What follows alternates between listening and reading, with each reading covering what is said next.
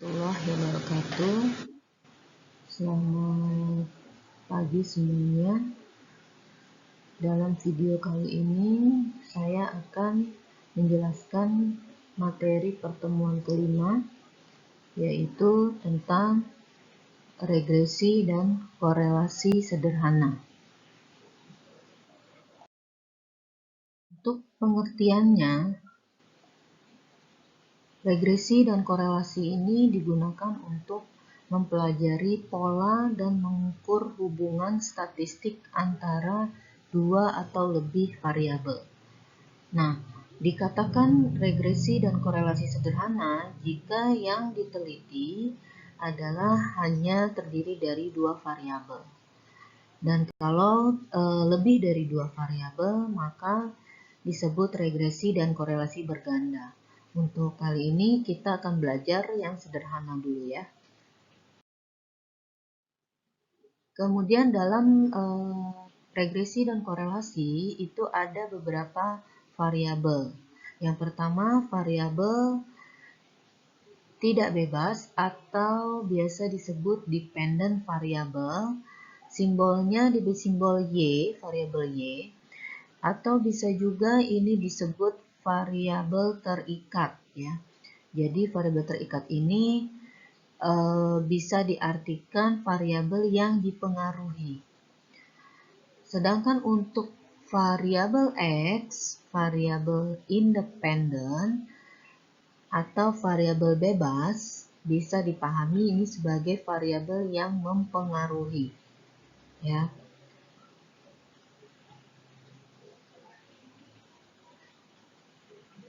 Nah, untuk kemudian ada lagi yang namanya persamaan regresi. Nah, untuk persamaan regresi ini dibentuk untuk menerangkan pola hubungan variabel.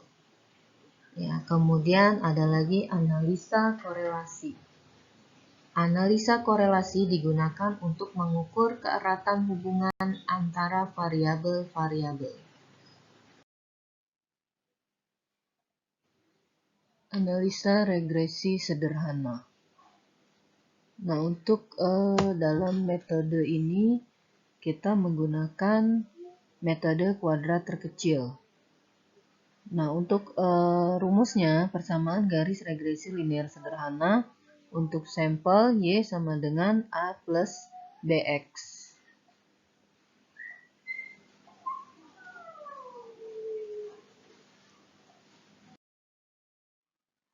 Nah, maka dari rumus tersebut kita dapat turunkan untuk mencari B. Itu rumusnya adalah N dikali sigma XY dikurang sigma X dikali sigma Y dibagi N dikali sigma X kuadrat dikurang sigma X dikuadratkan.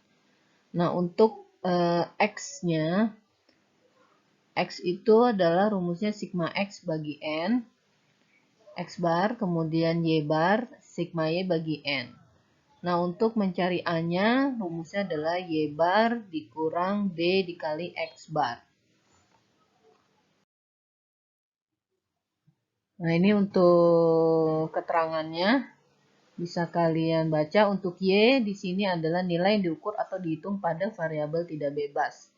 X itu adalah variabel bebasnya. A itu intercept atau perpotongan garis regresi.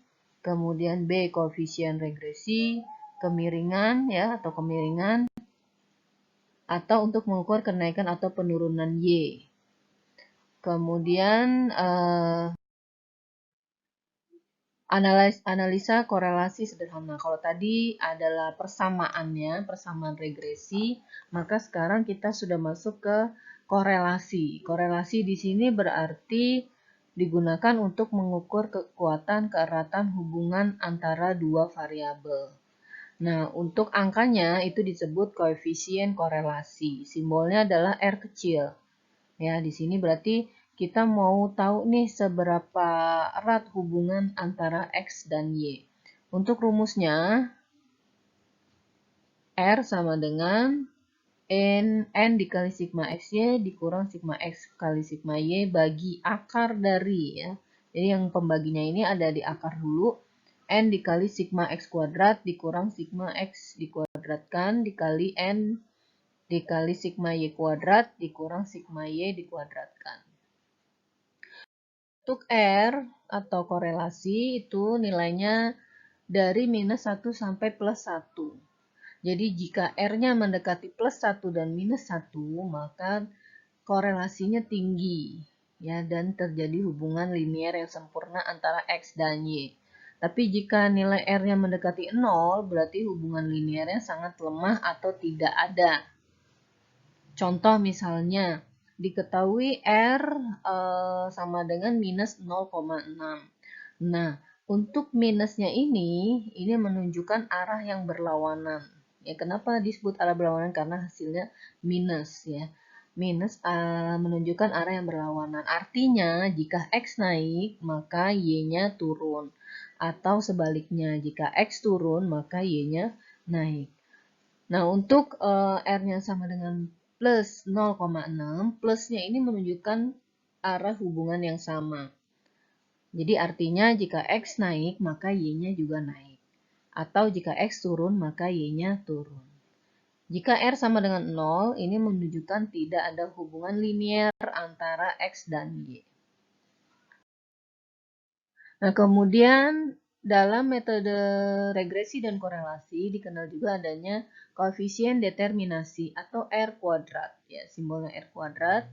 Nah, ini nilainya antara 0 dan 1.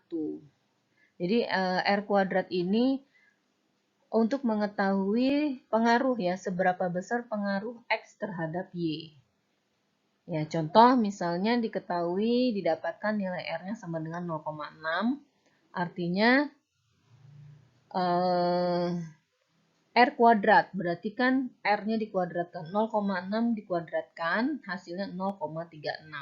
Nah, untuk menganalisanya, kalian rubah dulu ke dalam bentuk persen. Jadi, artinya X mempengaruhi Y adalah sebesar 36%. Sisanya 64% disebabkan oleh faktor lain. Nah, 64% ini didapat dari 100% dikurang 36%. Nah, sekarang kita ke contoh soal. Untuk pengeluaran di sini ada soal tentang pengeluaran konsumsi rumah tangga ya. Berarti untuk sebagai variabel X-nya itu adalah pendapatan, sebagai variabel Y-nya yaitu pengeluaran. Jadi pendapatan mempengaruhi pengeluaran ya. Ini asumsi dasarnya. Nah, ini untuk datanya X1 18, Y1-nya 17, X2-nya 23, Y2-nya 20 dan seterusnya ya. Jadi berpasangan X, Y, X1, Y1, X2, Y2.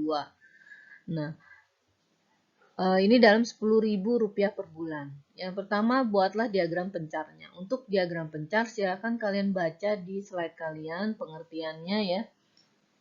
Kemudian tentukan persamaan regresinya. Tadi rumusnya persamaan regresi adalah Y sama dengan A plus BX. Kemudian perkirakanlah besarnya pengeluaran untuk konsumsi jika pendapatannya 950.000. Yang D, koefisien korelasinya berapa? Yang E, koefisien determinasinya atau R kuadratnya berapa? Nah, untuk menghitung secara manual, dengan menggunakan metode regresi dan korelasi, kalian harus buat tabel seperti ini. Nah, tabel ini sebut tabel penolong. Jadi, kalian susun datanya. Data X tadi ya, X itu sebagai pendapatan, kemudian data Y itu disusun ke bawah ya. Disusun ke bawah. Kalau tadi kan ke samping ya di soal, nah ini kalian susun ke bawah. X 18, 23, 28, 32, 41, 59, 86, 99. Nah, untuk Y 17, 20, 23, 27, 32, 46, 63, dan 74. Nah, ini untuk X dan Y-nya dijumlahkan. Jadi 386 itu didapat dari 18 tambah 23 tambah 28 ditambah terus sampai 99 ya. Jadi dijumlahkan hasilnya 386. Untuk variabel Y-nya juga dijumlahkan 17 tambah 20 tambah 23 dan seterusnya, hasilnya 302. Nah, kemudian cari lagi X kali Y. X kali Y itu berarti kalian kalikan 18 kali 17. Hasilnya 306. 23 kali 20 hasilnya 460. Dan seterusnya, kemudian dijumlahkan. Hasilnya 19044. Kemudian cari lagi X kuadrat. X kuadrat itu kalian kuadratkan variabel X atau data X-nya ya. Jadi 18 kuadrat hasilnya 324, 23 kuadrat hasilnya 529. Kemudian Y kuadrat. Nah, Y kuadrat ini kalian kuadratkan data variabel Y. 17 kuadrat hasilnya 289, 20 kuadrat hasilnya 400. Nah, setelah tabel ini terbentuk, maka tinggal kalian cari persamaannya. Untuk mencari persamaan, kalian cari dulu untuk Y bar. Ya, Y bar itu sama dengan rumusnya sigma Y bagi N. Nah, sigma Y bagi N di sini, sigma Y berarti jumlah variabel Y, 302 bagi N. N adalah jumlah data. Dan jumlah datanya di sini ada berapa? X-nya. Ini kan ada X1, 2, 3, 4, 5, 6, 7, 8.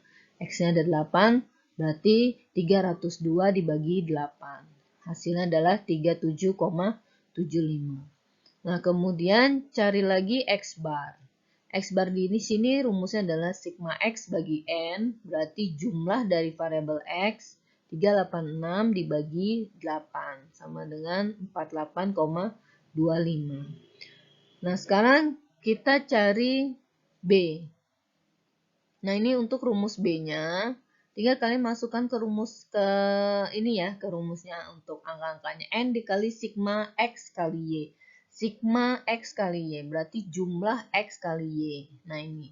Jadi, N-nya 8 dikali 19044 dikurang sigma X. Sigma X-nya adalah 386. 386 dikali 302 dibagi sigma X kuadrat. Ya, N dikali sigma X kuadrat dikurang sigma X dikuadratkan. Oke.